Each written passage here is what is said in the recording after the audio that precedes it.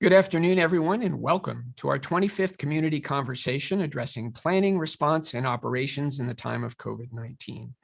I'm Joe Helble, the Provost of Dartmouth College, joining you from the Star Instructional Studio in Berry Library on a warm Wednesday afternoon, March 31st, 2021. I'm joined, as always, by Justin Anderson, our Vice President for Communications from another studio on campus. And Justin and I are joined today by the two senior leaders of our institution. Phil Hanlon, a member of the Dartmouth class of 1977, a professor of mathematics, and since June 2013, the 18th president of Dartmouth College. And also by Laurel J. Ritchie, a member of the Dartmouth class of 1981, a leadership consultant with Merrick & Company, and since June 2017, the chair of Dartmouth's Board of Trustees. We'll follow our regular format today with a brief campus update, live Q&A moderated by Justin, a conversation with President Hanlon and Chair Ritchie about the past year, and then building from that, where we are heading in the upcoming year, and then ending with an opportunity for them to answer your questions directly. Today, I'll provide our regular update on testing and case counts, provide a few vaccination updates, and then end with some news and updates on spring term, which got underway for most of the campus this week, including some additional details related to plans for commencement. 2 weeks ago, when we last gathered, we were about to head into a brief spring break for much of the campus. I reported at that time that we had seen a decrease in positive tests over the prior week, and at that time, we had conducted nearly 149,000 tests with an overall positivity of 0.2%. Over the past 2 weeks, as we approached and then began spring term for our undergraduate students, and as testing returned to Leverone Fieldhouse, we have conducted an additional 16,000 tests and had 43 positives in that period for a positivity of 0.27%. Leaving our overall positivity since the July 2020 beginning of testing at 0.22%. I just want to pause and note the impressive magnitude of the testing operation that's been underway since July of last summer, and thank all of those who've been involved in making this possible. For those of you who may remember some of our earlier conversations and community conversations last summer, we were in the early stages of putting in place a comprehensive surveillance testing plan at a time when much of the public health debate centered around the question of whether or not surveillance testing could be helpful in protecting and supporting community health. I think from Dartmouth's perspective, it's clear that the comprehensive testing regime that's been in place since last summer has done a tremendous job in helping us support and protect the health and safety of our community. And I'll say again, I'm extraordinarily proud of how well it's been conducted by and large, and in the remarkably low positivity rate we've remained at since that time. Now, we have seen a slight increase over the past 2 weeks, and this slight increase over this 2-week period is reflective of the transition that we saw at the start of winter term earlier this year. But based on trends the past 2 days, we anticipate that we will see a similar return to very low positivity values over the next several days. Now, we all know that past is not prologue, that past performance is not a guarantee. We saw late in winter term what happens if we are not careful, even for a moment. So again, I will remind all members of our community that we need you to stay masked, stay socially distant, and avoid large gatherings. None of that has changed. With warmer weather and members of our community starting to be vaccinated, I know there will be a strong temptation to let down our guard. But for the protection of ourselves as individuals and for the community, we cannot. We've all read the news of the variants. We know they're present in this country and they are spreading. And we know that we don't know whether all vaccines are equally and fully protective against all variants, or whether prior infection with one strain provides full protection against others. Simply put, we do not know the risk to other members of the community. For us to navigate spring term successfully, for us to have a successful commencement celebration for our graduating students, undergraduate and graduate alike, and for us to transition quickly and smoothly to a summer where we hope to support even more in-person activity, we need to continue to take these 3 simple steps: masking, hand washing, and socially distancing gatherings, including no large gatherings. Simple steps and small steps that public health officials have told us and shown us over and over again make a tremendous difference in the health of a community. In terms of trends on other college campuses these past 2 weeks, for our Ivy peers reporting data, for the year 2021, all lie between 0.17 and 0.80% positivity. 2 weeks ago, that range was 0.12 to 1.0%. Our overall level of 0.30% for 2021 is therefore well within the range of these Ivy peers. Our NESCAC peers are currently reporting positivity ranges from 0.08 to 0.21% for calendar 2021, a slight increase from the range they were reporting 2 weeks ago. And our local state university peers, UVM and UNH, are at 0.32% and 0.70% for 2021, respectively, slight increases from where they were 2 weeks ago, again, similar to many of our peers. I cannot say enough. These increases at so many of our peer institutions over the past 2 weeks, as the weather has gotten warmer, are reminders that once again, and I will say this over and over again because it is so fundamental and so important, we cannot let down our guard. We do know that these past several days, as undergraduate students returned to campus and as classes got underway, lines at the testing center got long at certain points in the day. We're fixing this by working with our partner Axiom to add staff to manage the ebbs and flows of student testing needs, being tied much more closely to the class time schedule. I ask that you please bear with us. We know it can be frustrating to experience this after having come to rely on testing running so smoothly as it did fall and winter term. Quite simply, we're on it. Please note that we'll begin pairing PCR with antigen testing beginning next week on Thursday, Friday, and Saturday for students, and for employees later in the term. Let me turn now from testing to vaccination. First, as our task force co-chairs Josh Keniston and Dr. Lisa Adams announced to the community on Friday, March 19th, Dartmouth partnered with the state of New Hampshire to help facilitate scheduling vaccinations for some of our New Hampshire resident employees at the former JCPenney in West Lebanon. This partnership didn't change any parameters around vaccine eligibility, but it did provide convenient and simple scheduling for eligible employees in the state's 2A or 2B vaccination categories, or in any earlier categories. Phase 2A was for staff in K-12 educational environments, licensed childcare facilities, and licensed youth camps. Phase 2B is open to all individuals between 50 and 64 years of age. This partnership has worked extraordinarily well. By the end of tomorrow, we will have vaccinated close to 550 employees eligible by New Hampshire state criteria at the state-run JCPenney site through our pod and scheduling partnership with the state. I've been asked by many whether this partnership will continue, and at the present time, the answer is simply we're exploring it, but we do not know whether it will be continued beyond today, other than providing for second doses for those individuals requiring them and already vaccinated through this partnership. But we also do not know that continuation of this partnership will be required.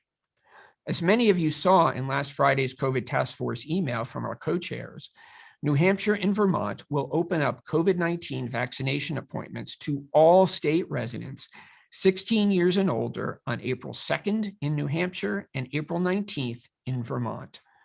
Over the past week, most who have worked directly with the New Hampshire and Vermont scheduling systems have found that they've been able to get appointments within days.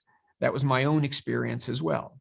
We therefore encourage all members of our community, particularly our employees and any eligible students who are residents of Vermont and New Hampshire, to explore getting vaccinations through the states, even as we continue to explore continuation of the partnership that's been in place for Phase 2A and Phase 2B eligible individuals in New Hampshire these past 2 weeks.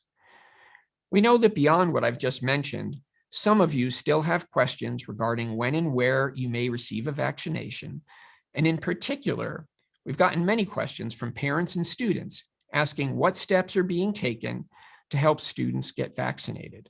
To all of you who are asking these questions, please know that we at Dartmouth continue to explore all avenues we can to help the Dartmouth community, including the Dartmouth student community, get vaccinated. Decisions on vaccine eligibility for out-of-state students are made on a state-by-state basis, as is the case with most aspects of vaccine distribution and administration. As more vaccine has become available, and given the federal government's recently announced intention to further accelerate the deployment of vaccine with a goal of 200 million vaccinations administered by the end of April, many states over just the past week have indicated that they will allow all students, including out-of-state students, to be vaccinated. More than 20 states, in fact, have indicated that out-of-state students will be eligible, either through announcements from the universities themselves or from public information from their equivalent of a Department of Health and Human Services. In addition to these 20, another 24 states have made statements strongly suggestive of allowing out-of-state student vaccination, recognizing it's in the interests of the public health of their communities. So I anticipate that most, if not all of these, will also allow students to be vaccinated.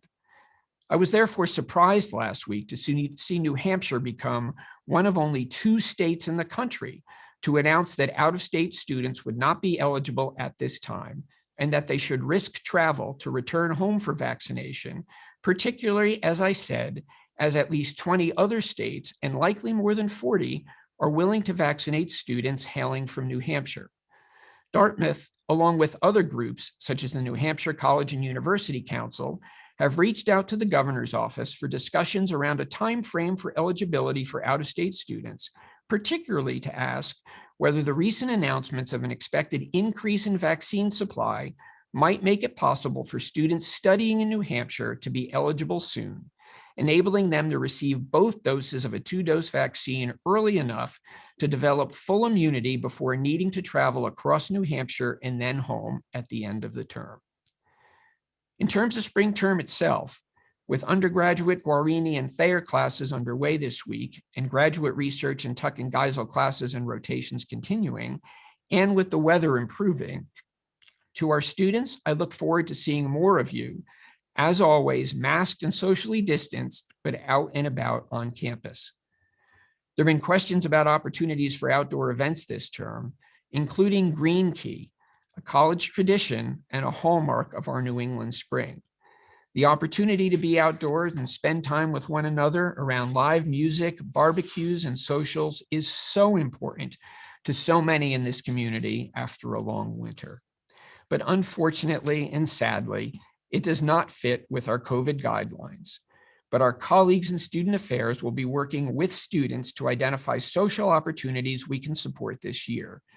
We do hope to have many of the components in place, but unfortunately, Green Key as a date simply won't be possible under pandemic operating conditions this spring.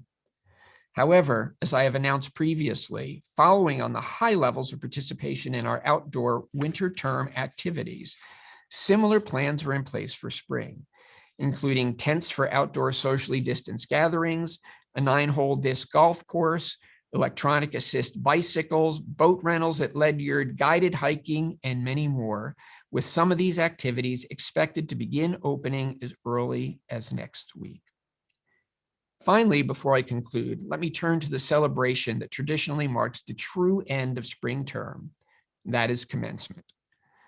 For those of you who will not be heading home immediately as soon as spring term exams end, and by that I mean our graduating seniors, as well as those graduate and professional school students whose studies are coming to a close, let me offer some additional information on our plans with the in-person student-only ceremony announced previously, now confirmed to be taking place on Sunday, June 13th at 11 a.m.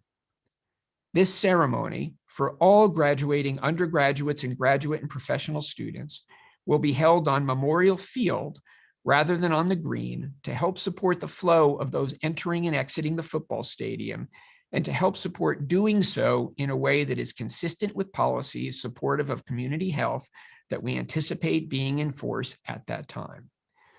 Graduates' families and friends will be able to view the ceremonies online. Only the graduates and an as yet undetermined number of faculty and senior administrators will be allowed at the in-person ceremony due to health and safety precautions associated with COVID-19, again, that we anticipate remaining in place at that time. Information on how to live stream all of the events will be available in May on the Dartmouth Commencement website, dartmouth.edu/commence. In addition, I'm pleased to confirm that also scheduled are the Tuck School of Business Investiture, 11 a.m. on Friday, June 11th at Memorial Field. The Dartmouth Institute for Health Policy and Clinical Practice, ceremony 2 p.m., June 11th, Memorial Field. Thayer School of Engineering Investiture ceremony, 12 noon, Saturday, June 12th, Memorial Field. The Guarini School of Graduate and Advanced Studies Investiture, 3 p.m., Saturday, June 12th, live stream only. And the Geisel School of Medicine Class Day, sometime earlier in the spring, with details to be finalized and to be announced by the Geisel School in the coming weeks. Now, most of the undergraduate members of the class of 2021 are expected to be in residence on campus for spring term and will be tested twice weekly for COVID-19. This continued commitment to regular surveillance testing is essential to both Dartmouth and to the local authorities in permitting these celebratory events to occur. Graduating students who are studying away from campus will be allowed to attend the ceremony virtually, or if they choose, in person, provided that they meet testing and quarantine requirements prior to their participation if they choose the in-person option. Again, more details will be posted on the Dartmouth Commencement website in the coming weeks. So with that, let me bring our remarks today to a close by saying the obvious. It's been a year of pandemic operations. It's been a year of restrictions on our movements. It's been a year of missing friends and family, and it hasn't gotten any easier. In many ways, the past month, we have seen just how much harder it can become. But I remain so encouraged by how far we have come. And I truly would like to hear from you, your suggestions through the Spring Term Suggestions email address on steps we can take and things we can do that are COVID safe to help make navigation of these last few months as positive as possible as we all look ahead to our anticipated return to a fully residential fall term just down the road. Thank you, everyone, for your engagement, for your hard work, and for being such positive members of this community. Justin, over to you. Thank you, Joe. And as always, nice to be with you. Good to see you as well. Today's most popular issue, I would say, is it definitely pertains to the governor of New Hampshire and what he has said about vaccinating out-of-state students. And you said, excuse me, you said what we are doing to try to open up access for our out-of-state students to be vaccinated here. In the meantime, a couple of people have asked, should students who are here who might be able to get vaccinated in their home state, should they do that? Or should students who are here, call the governor's office to try to persuade him to loosen up? I think people are just looking for a little bit of guidance about, given what we know, then at the moment, then what should students do who are sort of unable to access vaccinations? Right. Thank you, Justin. Those are really good questions. And so I'll offer my personal advice. Since it remains very early in the term, and this has been such a quickly evolving situation over the course of the past week, many of the states that I mentioned that made announcements either directly or through their university partners that they would begin vaccinating college students regardless of their state of residence, have made those decisions and determinations in just the past several days to the past week. And so we've seen a lot of movement in this regard. And as I said, we are in touch with the governor's office, asking if we can get a better sense of when he feels supply will be adequate to bring out-of-state students into the fold.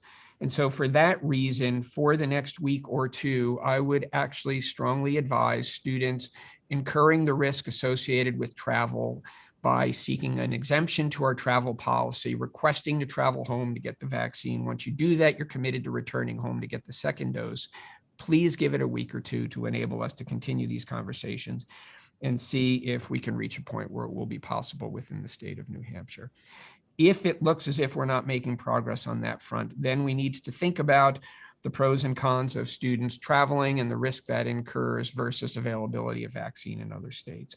But having said that, I'm going to remain cautiously optimistic that given the broad range of states that have made the decision to vaccinate out-of-state students, including students who hail from New Hampshire, I'm going to be optimistic that we can soon reach a point where we'll be confident in the vaccine supply in New Hampshire sufficiently such that we can allow our students to get vaccinated here. So the bottom line and the short answer is sit tight for another week or two and let us continue to have these conversations.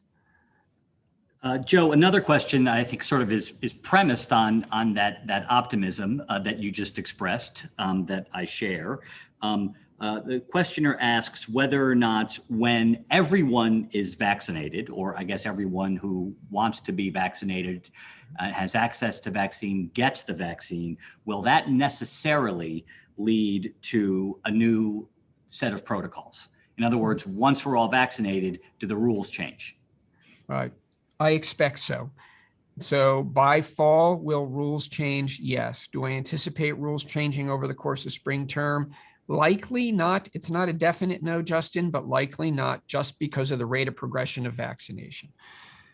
The real question is summer term. And so I think there, with so many questions that we've had to address over the course of the past year, right, rather than speculate, I'd say let's be data driven. Let's see where we are 2 weeks, 4 weeks, 6 weeks from now. And that will enable us to make a determination as to whether we can become more flexible in terms of policies and procedures over the course of the summer term. Certainly, once we reach the point where the vast majority of the community is vaccinated, we can anticipate relaxing several of the restrictions, and that doesn't have to be tied necessarily to the start of fall term.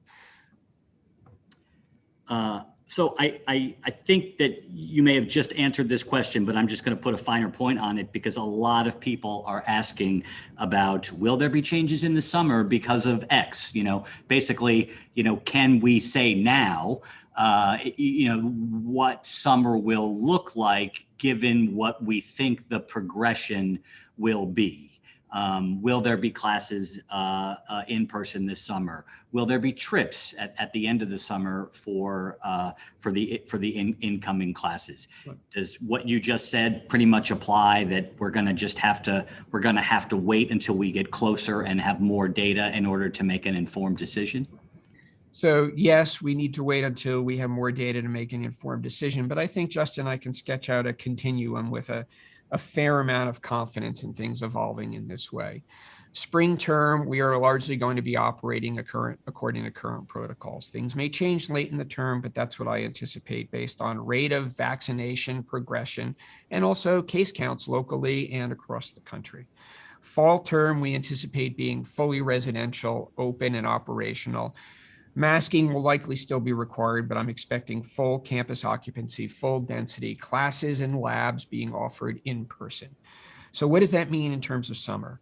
Summer is what I've referred to as a period of transition. And so we need to see where we are early in the summer to make a decision as to how quickly we can begin to relax certain of our restrictions. But with faculty and staff being in an age group where vaccination is proceeding apace and will continue through April and May, I'm fairly confident that we'll be in a position to be able to offer more in-person experiences, which means fully in-person classes or classes with in-person elements over the course of the summer. Not the full curriculum, but I am hopeful that it will be substantially more than we've been able to offer through winter and spring term. In summer, we are going to continue to give faculty choice in mode of delivery, but several faculty members anecdotally have said over the past 2 weeks, feeling a sense of optimism now that they have received their first dose of the vaccine and asking questions about what it would take to be able to teach in person this summer. So those are all positive trends.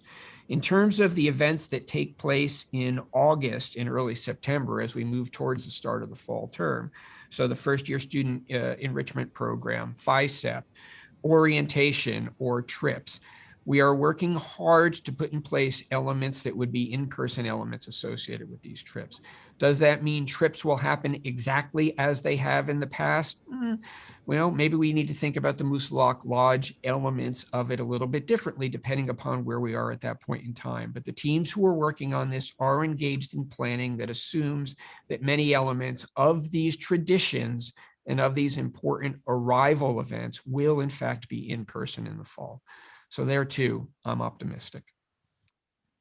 Joe, we have time for one more question, and let's stay with the fall, because this is a question that has come in a couple of times, and it has come in the past. Is when will when will fall housing be open for selection, and will it be sort of back to normal, given what you have said about the expectation of fall being really the return? We are anticipating that all students will be vaccinated other than those who are exempt for medical or religious reasons. We therefore anticipate that fall housing will be back to normal.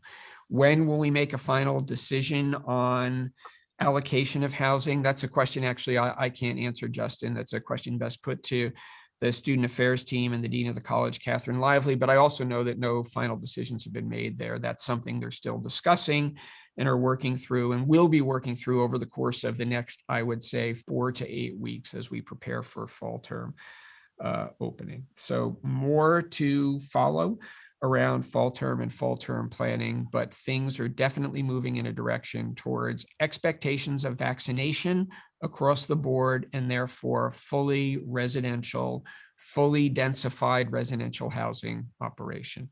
And I'll just say as a side note, I can't tell you how good it makes me feel to be able to utter those words after a year of managing our way through and discussing some of the challenging restrictions we've had to put in place that are hard for so many. I am truly looking forward to welcoming everyone back this fall.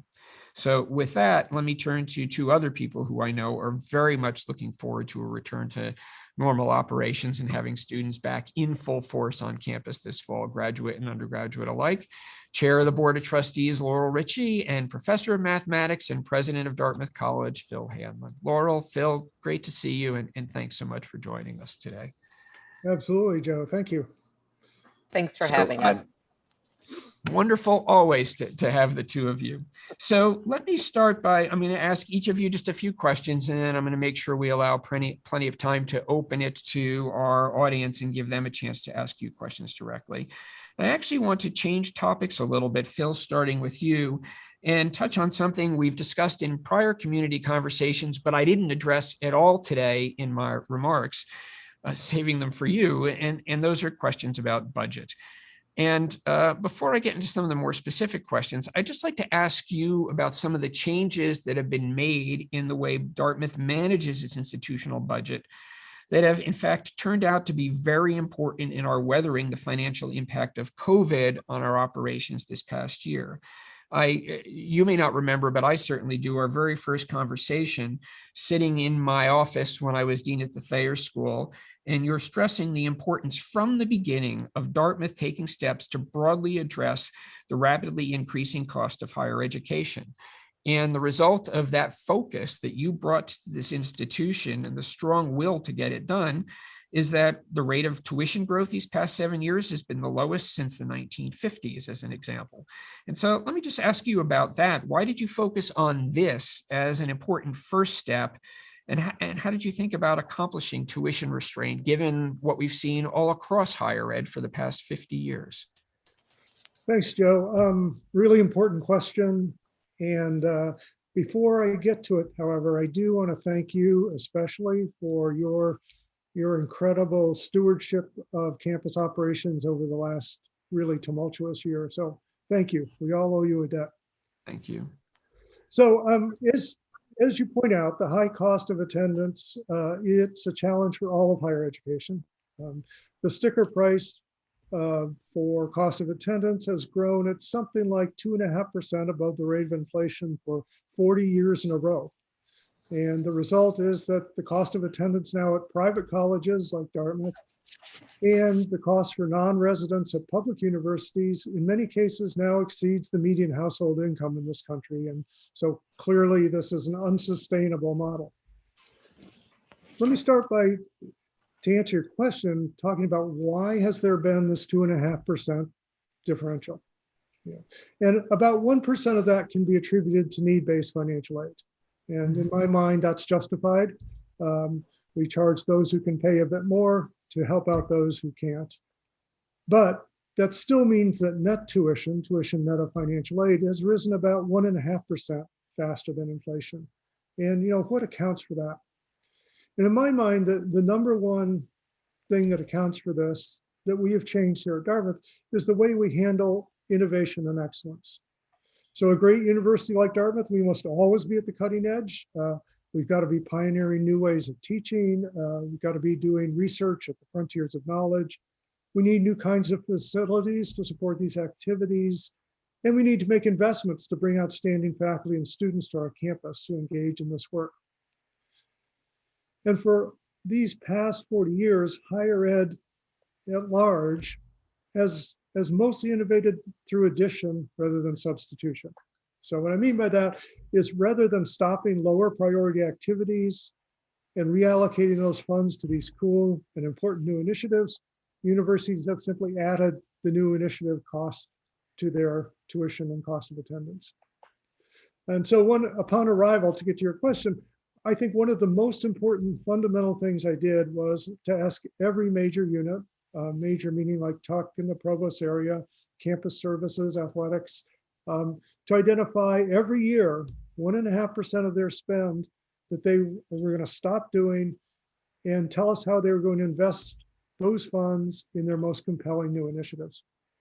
And I think the result has been what you just recorded: robust investment in the academic enterprise and the smallest percent increase in tuition since the 1950s. Yeah, it's, and Phil, when you lay it out that way, it sounds so logical, right? And not radical at all. But I remember when that was announced, and I remember as Thayer School Dean thinking, okay, we've been focusing our resources. This is going to be a change, however, in how we approach this, because it is formulaic. It is 1.5% every year. We need to focus on that. It was enough of a story that I remember New Hampshire Public Radio coming to campus to talk to several of us about this. How are you going to manage it? What do you think it's going to do on your operations?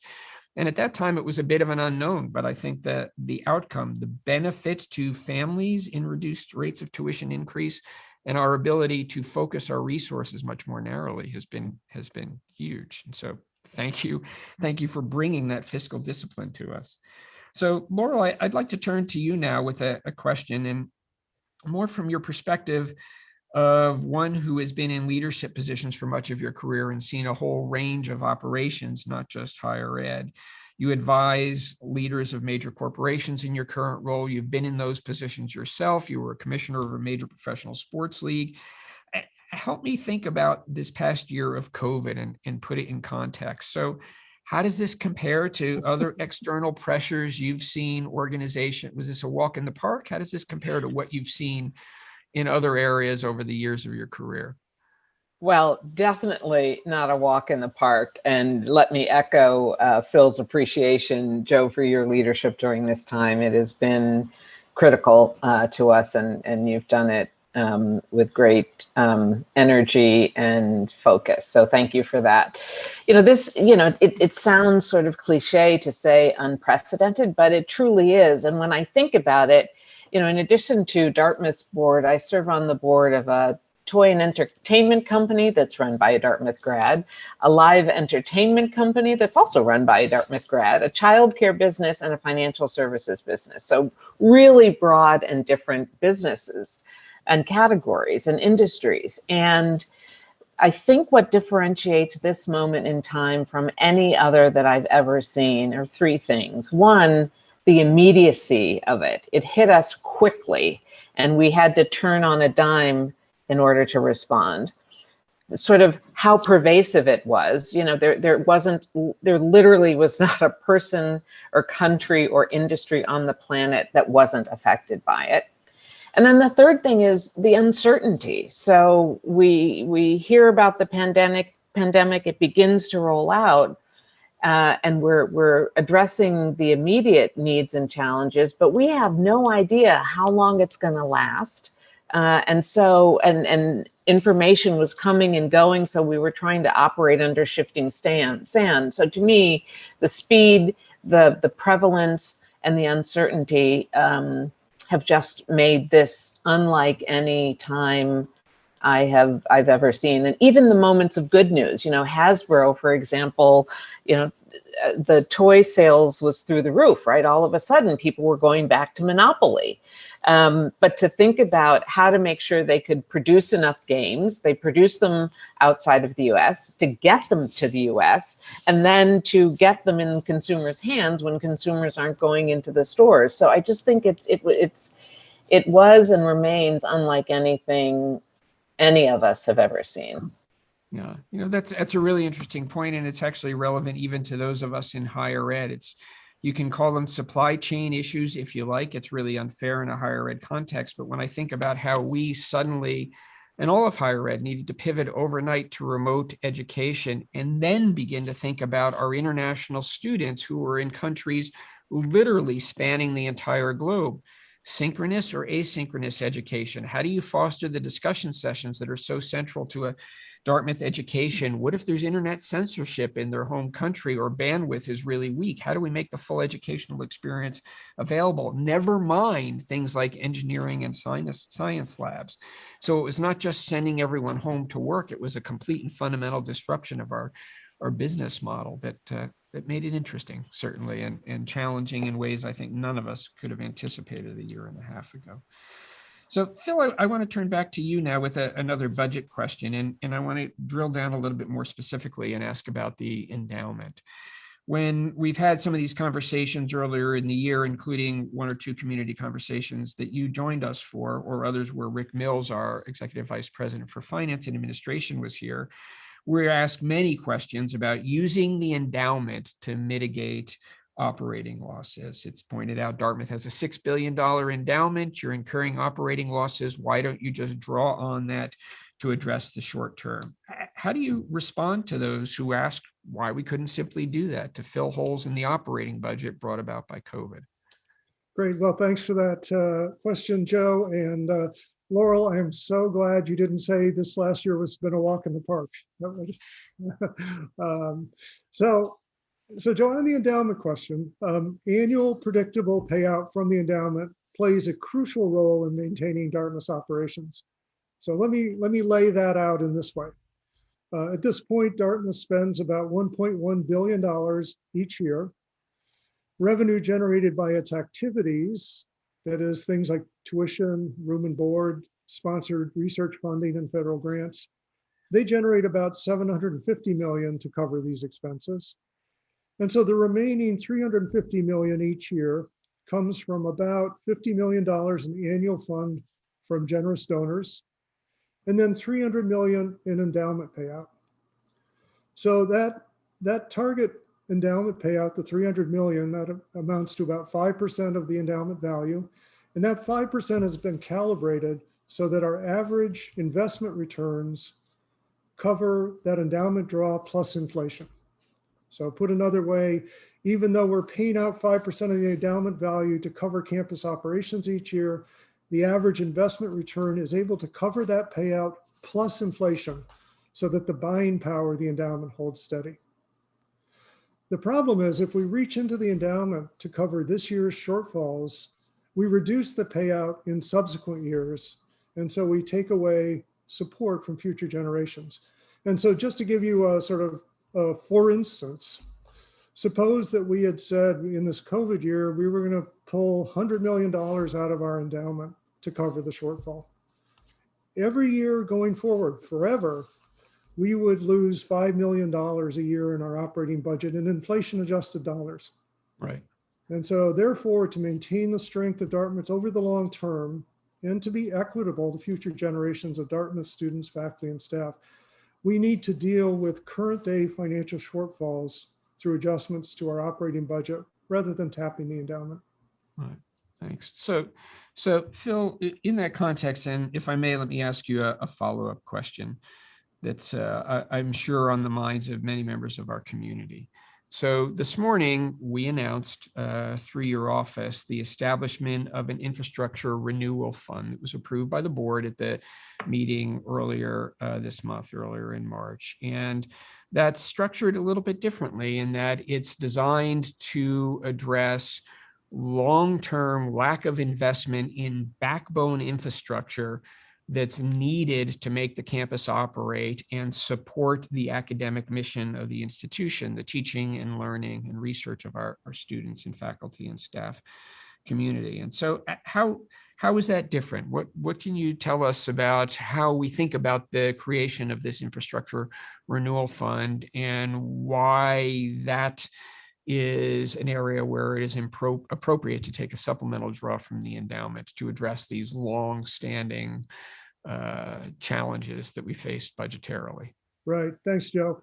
And just to give to make this a little more concrete, some of these, an example of these major infrastructure projects that the Infrastructure Renewal Fund will cover are things like our power system.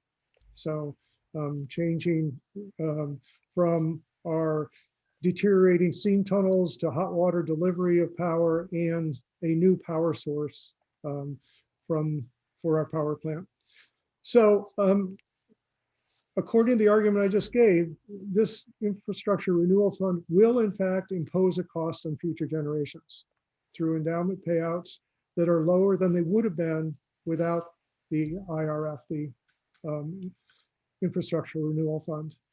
And in my mind, this is justified because major infrastructure improvements will benefit the campus on into the future. So think about it this way. As the IRF taps the endowment to help pay for renewal of the campus power system, that will result in a marginally lower payout from the endowment to the campus budget 10 years from now and 25 years from now. So in other words, we are asking the campus 10 years from now and the campus 25 years from now to bear some of the cost of renovating the power system. And to me, that makes sense because the campus 10 years from now and 25 years from now will directly benefit from the investments we make in modernization of these large infrastructure projects. Right. So rather than, so if I can paraphrase just to make sure I'm understanding what you're saying correctly, rather than a draw to address an immediate operating deficit, which is arguably taking funds today that do not benefit infrastructure that supported the past and certainly don't benefit students of the future, right? That is clearly something that doesn't adhere to this principle of intergenerational equity. But if we think about problems that have challenges that developed over time, over many generations of students are with us today, and whose improvement is going to benefit many, many generations of students in the future, that's exactly the purpose the endowment is designed to support. Is that fair? I think that's fair, absolutely. And that's a nice way to put it.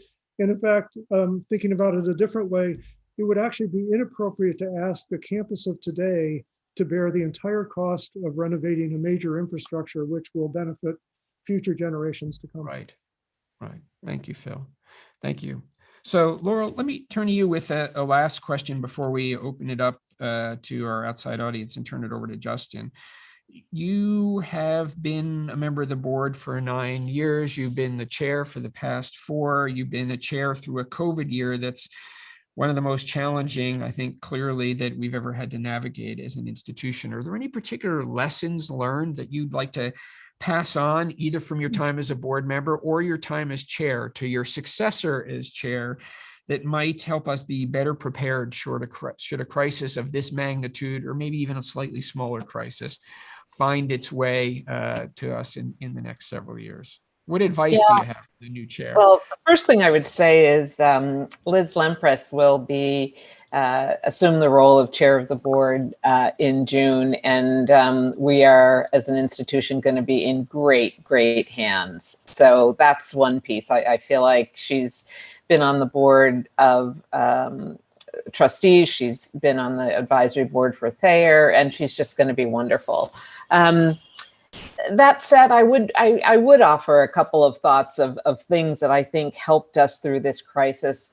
I think first is preparation. You know, the fact that we had anticipated not a pandemic, but we had anticipated a challenge to our financial model, and having done that work, led by Phil and supported by the entire institution, the hit to us in this year was a little bit less on a financial standpoint because we had anticipated and planned for an unknown. The second thing that I would say is flexibility.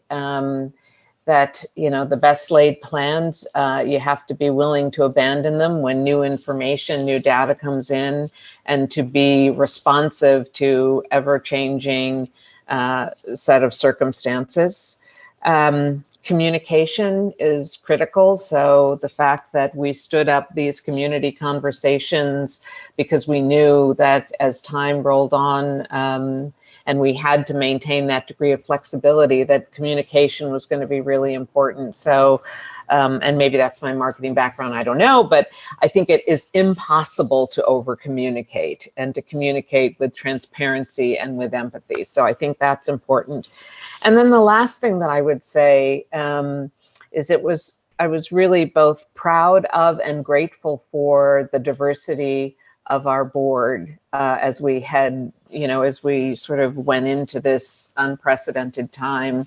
You know, all the data tells us that diverse teams lead to more effective organizations and institutions. And I would say that, you know, the conversations that we had around the table or around the screen, we benefited from the diversity of the board. So preparation, flexibility, communication, and diversity would be the four things that I would and have shared with Liz. Great. Well, thank you, Laurel. It's wonderful to have that as guiding principles as we move forward into the era of the next chair, and look forward, of course, to you staying connected and engaged and helping us through in the years ahead. So Justin, why don't I turn it over to you, and let's see what questions we're hearing from the outside. Thanks, Joe and Laurel and Phil. Great to see you as always. Laurel, I'm gonna stick with you because a question has come in that is sort of a follow-up to what you just said to Joe, as well as what you said in an earlier answer. You talked about how how everybody, when the pandemic struck, sort of had to turn on a dime because it was, you know, such an unprecedented set of circumstances, and the world changed overnight. So this questioner asks, how did the board turn on a dime, and what was it like to be a member of the Dartmouth Board of Trustees and meet remotely for an entire year? Yeah. So I think one of the things that I have really appreciated is the strength and the power of a strong culture. Because as we moved from our in-person meetings to remote meetings, we know each other, we've worked together, we've worked with Phil and Joe and the team. And so while we dearly missed the post-meeting gatherings at Pine, we were able to conduct business in a new format, in a new channel, because the relationships existed, the sort of rules of the road and conduct and requirement for engagement was there. And I would also say that I think we've learned a lot, that there's been an upside to this too. It hasn't all been downside, right? We've probably met more often as a board, more impromptu meetings, more single topic meetings. So I think we have been more nimble during this period. And I suspect that that's a skill that we've now added to our arsenal that we can carry forward when we are able to be back together. Phil, if I could go to you for, this is kind of a broad question, but I think in some ways that makes it kind of an interesting question and allows you to expand on the subject I'm about to introduce. Somebody asks, what was the greatest budget-related challenge during COVID? So what happened during COVID that tested or strained our budget in more dramatically than anything else as you think back on the last year? Yeah, I think it was good. It's a great question. There are two sort of stresses that hit us quickly, which I think I would pick both of them. One was on the revenue side, so lost revenue as students didn't return to campus, didn't pay room and board, but we felt we kept our staffs on, during that period, and then as even on through the rest of the year as the campus was de-densified and there was again less room and board paid. There were more students taking gap years, so we had a unexpected revenue drop in lines of revenue that we had always expected to be quite predictable. That's so that was one thing. The other was probably less of a surprise because it happens whenever there's a major recession, but that was increased need for financial aid. And we meet the full need of our students, and we're committed to that forever, and we will continue to do that. What that means, though, is that as the broad-based economic collapse hit the country and our Dartmouth families suffered loss of jobs and income, it was our obligation to come up with the financial aid to help those students continue to be Dartmouth students. And so those two things, I think, both were challenges because they were kind of unexpected and out of our control. Laurel, when Phil was here last, he was asked whether or not he meets with the other Ivy League presidents, or has he been meeting with them during COVID? Likewise, someone wants to know if you are in touch with other board chairs, particularly throughout this period, and whether or not that's been helpful as you tried to lead through this extremely challenging last year or so.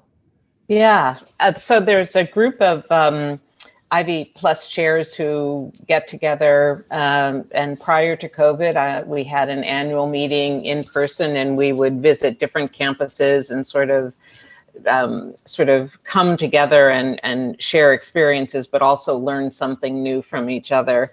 And we have continued to meet during this time period, and much like the Dartmouth board, we have met with much greater frequency as we were all trying to wrap our arms around what was happening, how to respond, how to convert to remote, how to manage the needs of various stakeholders, from students to staff to faculty to the broader communities in which we exist. Lots of discussions on the role of the board versus the role of the administration team in navigating this and making the tough choices. So it was really, really helpful to be able to come together and just sort of share our experiences and test out our different approaches with each other. Phil, if I could go back to you. Obviously, Joe confirmed earlier that commencement will happen on June 13th. That begged the predictable question that many people have written in, which is who is going to be the speaker, which I know that we're not prepared to announce. But relatedly, how do you reel in a commencement speaker during a pandemic? Like how do you think about it? What you want the students to hear from a commencement speaker at a time like this, and then just sort of the logistics of making it work. So how was that different this year than in past years? Sort of thinking about that question, which is a big question every year, but even more complicated this one. Yeah, and let me answer it in a couple of ways. One is we always want a commencement speaker who will inspire our students, not only with their words, but with the example of their lives. And with the commencement speaker and the honorary degree recipients, what we seek to do there is actually show our students, here are examples of what lives of leadership and impact can look like. And so we, of course, want very, people who have accomplished very significant things. And so it's always hard to get them to campus. They're busy, they're in demand. And so this year was no different. So I think the other thing to mention on this topic, however, is that, as we looked last year at a virtual commencement, we were able to get Sal Khan to speak virtually, and that was actually a little easier than asking him to travel to campus. And in the same vein, we as a campus have tapped thought leaders and public intellectuals this year like never before. And it's because we've been doing so much of our teaching and our engagement with the public online. And so it's been one of those positives that came out of this really tumultuous, difficult time.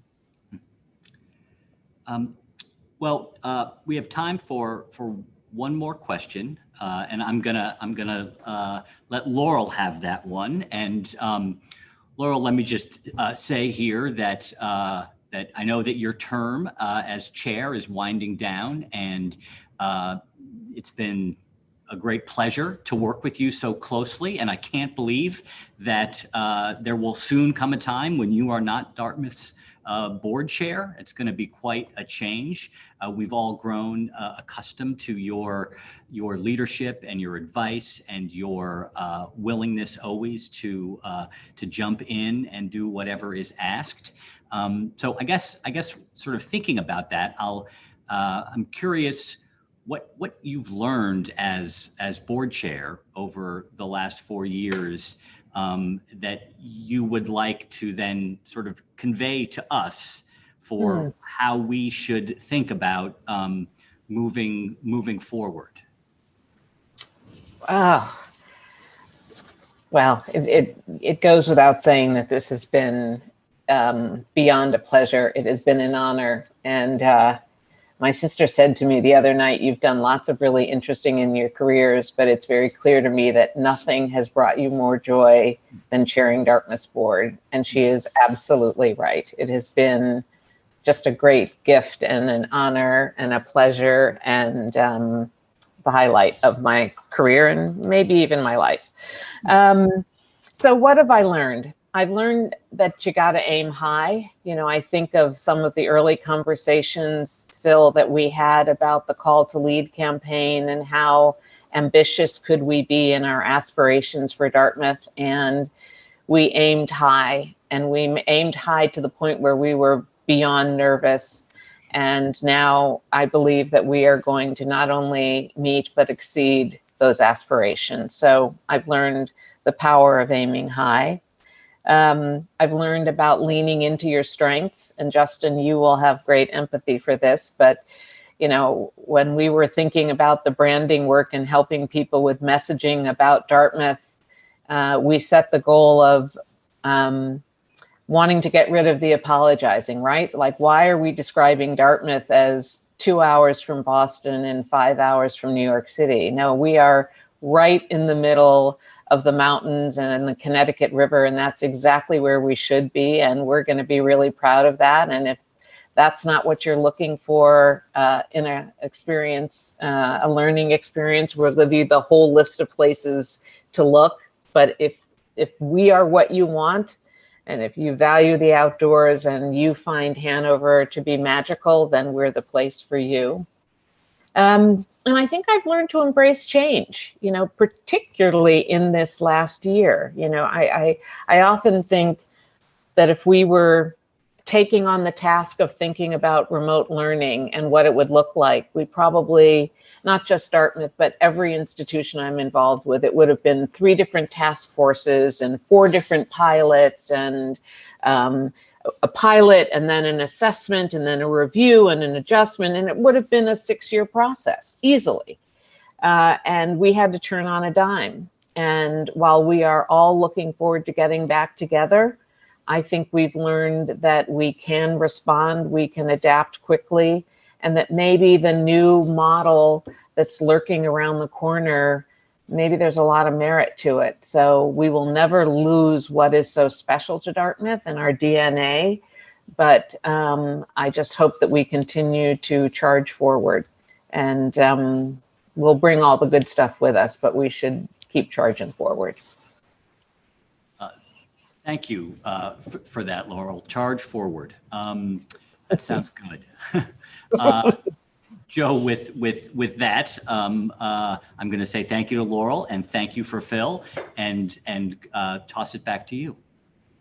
Thank you, Justin, and Laurel and Phil. Let me add my thanks to the two of you for your insights, remarks, comments, participation, and in particular your leadership this past year but throughout your tenure as well. You know, Laurel, you said, and I wrote this down, I was struck by it, about never underestimating the strength and the power of a strong culture. Strong culture for me means strong community, not perfect, but always questioning, always striving, and always there for one another. And that's how I think of this community, the Dartmouth community. That's how I think we have been able to weather this incredibly challenging year so well. And it is driven significantly by the example and leadership that the two of you set from the top. So thank you for that. Laurel, your term extends for many more months, so we're not letting you go yet, and we're counting on that. Phil, as always, for your leadership and steadfast guidance, thank you.